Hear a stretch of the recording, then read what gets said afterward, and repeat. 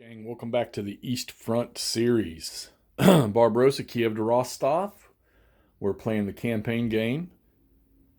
This might be the longest campaign type game. I mean, look at this thing. Start on turn 29.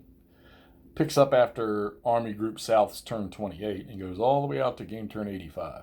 All right.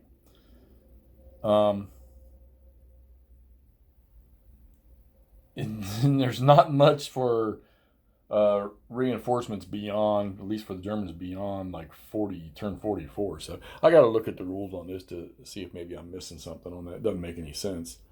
All right, well, let's see the developments. Nothing new down here. Matter of fact, I got to remove my activated marker here. Move that guy in there. Get that out of the way. It's just like I say, there's nothing going on. Nobody's really jockeying for position or anything. Just, units are trying to stay within supply. The Germans are in a logistics pause, so they're not doing much. The rail conversion is not very much. And the Soviets keep throwing up strong points around Dnepropetrovsky D, whatever town that thing name is right there on the Dnieper in the pocket. It's a major intersection too. But I'm not so sure that's going to be the best thing on this side of the river because the breakthrough is about to happen, I think, up that way. So, we'll see. Eventually, they'll have to defend it. Nothing new here. Well, actually, take that up. There was something new here. Pop this thing down a little bit. I got to get a better tripod. One that won't fall over. So, the Germans had that unit that was sitting here in this marsh. So here, that was cut off, been out of supply forever. 2 4-strength motorized units. So finally got enough Soviets in there and did a mandated attack and rolled a 1 with a -1 DRM because they were out of supply. A 0, they got a 2R on, whatever chart it was. 3 to 4, 1 to 2, something like that. The initial odds, though, were fine. Or they had the steps, I'm sorry. And so they took a 2 losses and an R, and they were 2-step units. So they had to retreat through one zone of control and then next to this supply unit here. And they had to take a step loss for the zone of control. Then they had to roll on the retreat table and lost the other step. So 2 complete units from an armored division lost in that little attack right there. So I would say that was a successful mandated attack. However, of course, that was bad tactics by the German commander to move them over there. Just trying to break out. So, still hold this bridgehead here. Really can't do much right now. Can't get enough odds across to do any attack in there. And, of course, you got to attack everything that projects a zone of control if you decide to attack. So, did a little overrun. I did some overruns. Both of these units did overruns. Against not the unit on top here, but the unit underneath. All they did was chase him away twice. They didn't do any damage to him. Did get an overrun marker on him, which, by the way, I got to pull that off. And now he's got a buddy to help him. So, I don't know. We'll see. This game has its interesting little subtleties, that's for sure. You think that, you got a small Soviet 2-strength unit and you attack him with 10 points, but that's not necessarily going to mean you're going to wipe him off the face of the earth. All right, biggest problem area is right here for the Soviets. So this, you can see it. Here's the breakout. And it's interesting because in the actual fight, I think the big breakout came over here in Kremenskut, down that way in Kremenskut, back over here where I was just showing you. All right there. I decided to shift and bring all the armor this way. So you can see they're across, and you can see the Soviets are starting to rush everything they can down there. And they've got a few good-sized units in there. So if there's going to be a push, it's probably going to be right here. All right. Back up here towards Kiev, whatever you want to call it. Still across, nothing new going on. All right. They're across, but nothing new going on. More units up here across. You see they're out of supply because I probably needed to drop one of these bridges up here. And so speaking of bridges, let's backtrack. This bridge, the railroad bridge down here, this railroad bridge 2 turns ago rolled and got a step removed, and then did it again on the second one and got his repaired. So the railroad bridge here is repaired. Road bridge is not, but we got the German engineer bridge there. So we've got road and we've got railroad going across there. The railroad's the big thing. Now, just to get some freaking railroad conversion points to get there. That seems like an awful small amount of conversion points. But then again, this game stretched out over 85 turns. That actually might be fairly accurate, I'm thinking. It's 85. You wouldn't think you would need 85 turns to go over to Rostov over there. Sorry for the light.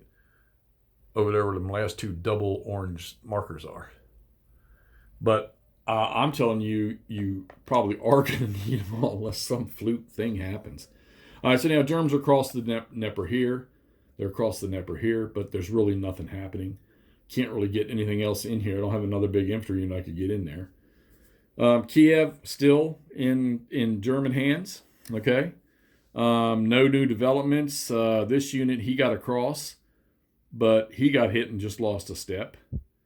And he's down to his final one.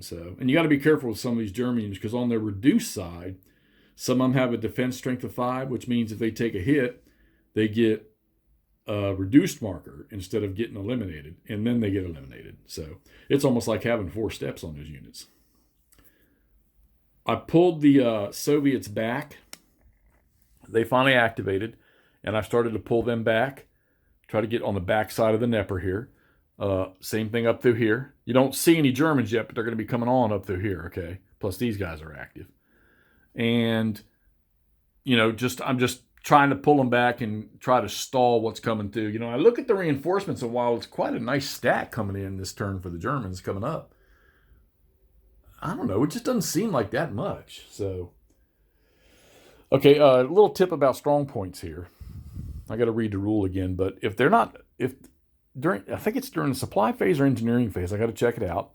If a strong point is left out by itself, it doesn't have to be occupied, but it has to be adjacent to an enemy or a friendly unit. I think you remove it, or something happens to it. I think you remove it. I'm going to verify that. All right, so that's the update. We're starting turn 36. This is where the game's really, really going to start to get interesting. It was probably a good thing that the Germans didn't come on turn 35 up here, because could have caught a lot of units by surprise. But now they'll come on. There's still a couple units they can catch out of whack. Who knows? Maybe we'll get a couple overruns during this German phase up here. I was amazed I got 2 down there along the Dnieper. So it just seems like that the battle down through the south is just it's just right now, it's stalemate. Stalemate are just really, nobody has anything to do anything. I mean, the Soviets could if they had forces down here, but they don't really have enough because I keep shifting everything up this way. I can tell you, you see that you have an opportunity, but if you don't have the forces to do it, you can't do it. Especially when you have to shift those forces this way. They're holding up here. That's good. It might change here. We'll see. The Germans are about to attack. They got about 7 replacement points over this turn, and they rebuilt a lot of units, or they fixed a lot of their units. I was amazed. They actually had quite a few. You still see those loss markers, those light gray markers there. Those are big infantry units that still have step losses. And they had to remove 4 of their heavy artillery units, 3 of them. They get them back in 5 game turns, 4 or 5 game turns. Those are handy. They were very handy over here for Kiev, and now they don't have but the 1. So, all right, well, let's get this thing posted up so you all see what's going on here. And we're going to get after turn 36. Yeah, a little bit. The playthrough's a little slow. Try to do a little bit every night. The movement in the combat's not slow. It's going through the replacements and stuff. The Germans are easy. They don't really get a whole lot. When they do, it's pretty simple to handle. But the Soviets, there's a ton of things you can do with their replacements, with their NKVD units, with their ZAP units. You have garrisons. You can put an infantry or cavalry unit on their 1 step. You can yank them out of the cavalry box and stick them in a town somewhere as like somebody put together local troops, and they go into a garrison status. Garrisons, there's actually markers for it. I don't have them on here. I have the units turned upside down.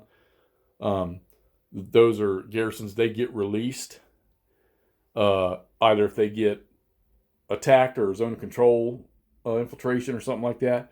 Or you, on your replacement chart, you get an R result where you can release a garrison, or you can bring in reinforcements. And with the Soviets, the odds are they're going to bring in reinforcements because they need everything they can get.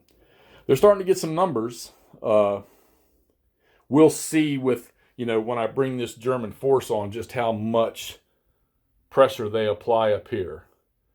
And we'll see how the game goes from there. Because if those Soviets up there if they stall the German units that are coming on, I just don't see. I have to look at the second reinforcement card because I just don't see a ton outside of what you're about to see the next 3 turns. All right, anyhow, so there's a look. We'll let's get this thing up on the net so y'all can see what's going on here. Give me your comments what you think about this. If any of y'all are playing it or got something out on the table, let me know what you're doing and how it's going. Or if you're struggling with anything, holler at me. See if I can help out. All right, we'll talk to y'all shortly.